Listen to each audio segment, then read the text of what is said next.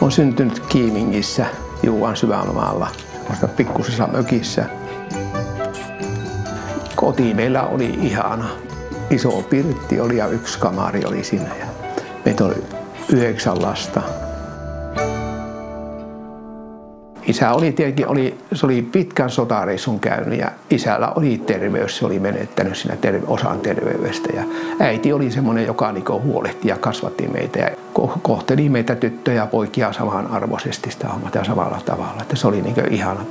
Koti oli kuitenkin, isä ja äiti oli rakkaita ja koti on rakas ollut aina mulle.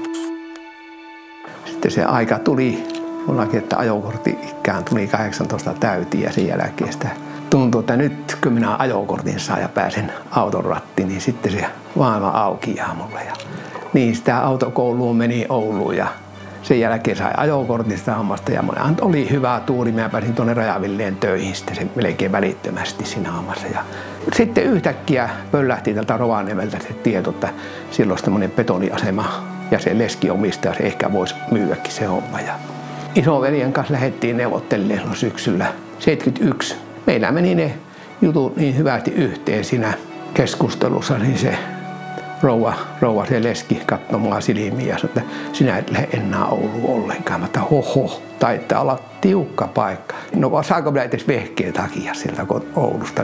Niin se kävi, että mä pyhäiltana tuli Ouluun ja maanantai-aamuna menin Rovaniemelle ja jäin. Ja joulukuun alussa me tehtiin kaupat sitä tehtaasta ja velipoika enemmän omisti sitä Arska ja sitten minä omistin Vähäsen. Kyllä se oli semmoista haastavaa hommaa, opettavaista hommaa ja vastuullista hommaa. Ja kyllä mä tykkäsin Rovaniemellä. Sittenkin tuli kaikki tutuksi mulle mestarit ja työmaat ja tunsin kaikki sen alueen. Ja vaimokin löytyi sieltä Rovaniemeltä, niin kyllähän se oli ihan mukava kotiin perustaa sinne. Ja sitten me velipojan kanssa, minä olin vähemmistöosakkaana, vähän tuumailtiin siinä, että jos minä kuitenkin lähtisin omiin hommiin. Ei ollut kyllä puhetta mihin lähde ja en halunnut sanoakaan sitä hommata. Ja niin me tehtiin, että se osti sen mun pikkuossuven pois sitä firmasta ja ihan sovussa jotkut sanoivat, että riitelemällähän on lähtenyt, mutta ei meillä kyllä ollut veljen kanssa, koska se on mun esikuva ollut se iso veli Aarne.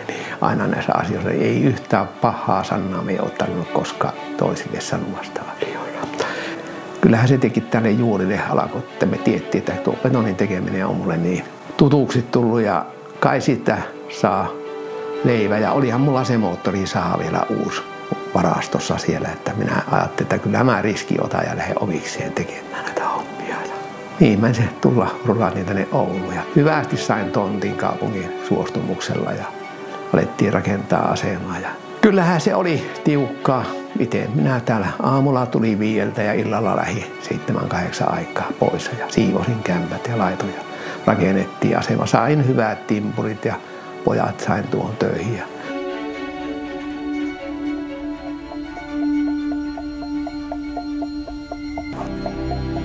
Silloin minä kierin työmaalta työmaalle ja kauppasin betonia ja kauppoja tehtiin ja kerroin siinä asiasta mikä on. Mä olin ihan uutta niin kuin täällä, että me ollaan lähellä asiakasta. Ja siinä mä tiesin, että kun ollaan lähellä asiakasta, niin asiakas myös hyväksyy ja kerrotaan, että mitä me tehdään. Että ei ne isot mainokset eikä ne isot puheet, mutta ne pikkutyöt.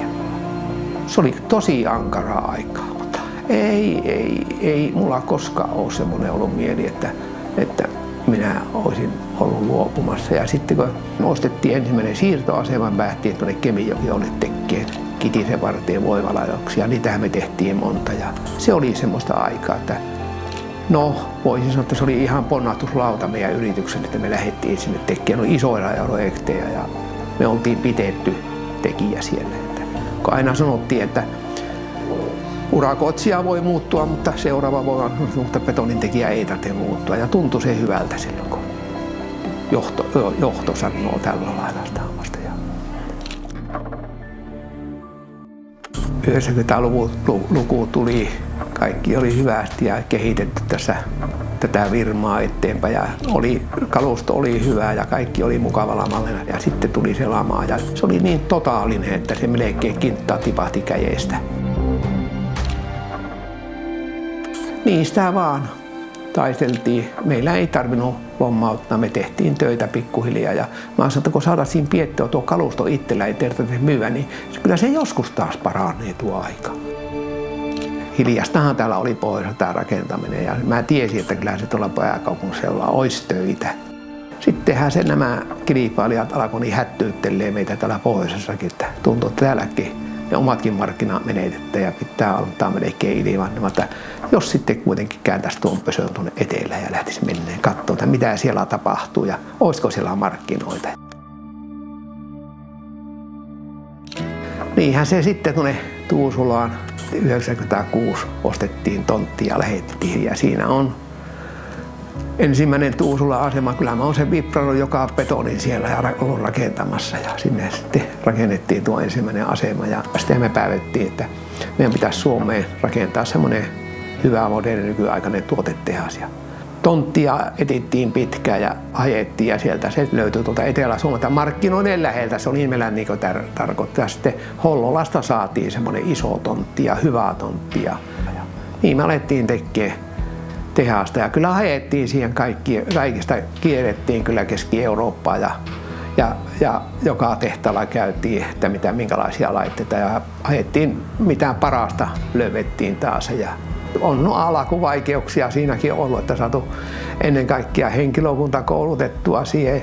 Ennen kaikkea ne vehkeet saadaan toimia, ne on niin modernit. Sitten onhan tämä markkinoille menokin, että onhan tämä kovaa homma ja sitten tuotteet kehittäminen ja sitten mitä tuotetta pitää, mitä tämä mennään markkinoille. Ja nyt tuntuu, että nyt on opittu ja nyt on siellä semmoinen kehitysputki päällä, että kyllä on tehty paljon uutta tuotu ja tuodaan koko ajan uutta tuotetta sinne. Ja meillä on aina oltu, että ei lähdetä rönsyille monelle alalla, että tehdään sitä, mitä me mielestään osataan, niin tehdään. Ja tämä oli pikkuinen rönsyily meillä, että lähdettiin tähän putkipuolelle, mutta nyt tuntuu hyvältä, että lähdettiin, että ollaan tyytyväisiä. On tehty laajennus sinne.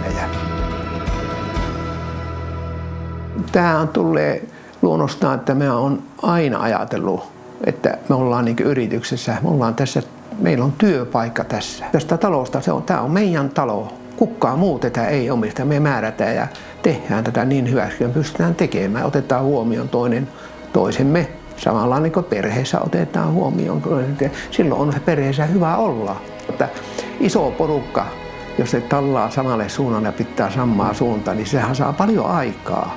Ja sitten näissä on yhdessä menty lävitse ja sitten joku kysyy multa, että miten ne lapset jatkaako ne sulla, mutta minä en kyllä voi sanoa, että jatkaako vai eikö, että sitten aika näyttää. Niin minusta tuntuu, että ainakin ne päälle päin tykkäävät tehdä ja ainakin meillä on mukava tehdä niiden omien lasten kanssa töitä ja puhumattakaan noiden muiden lasten kanssa samaa iloa se on tehdä niidenkin kanssa.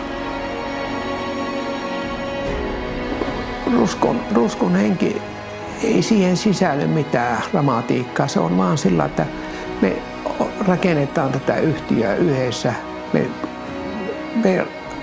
Minä toivon, että meidän talo on aamulla mukava tulla, illalla on mukava lähteä. Tämä on varma talo, tämä on tulevaisuuden talo. Tässä on hyvä työskennellä. Me saadaan oma puumerkkinsä tässä talossa.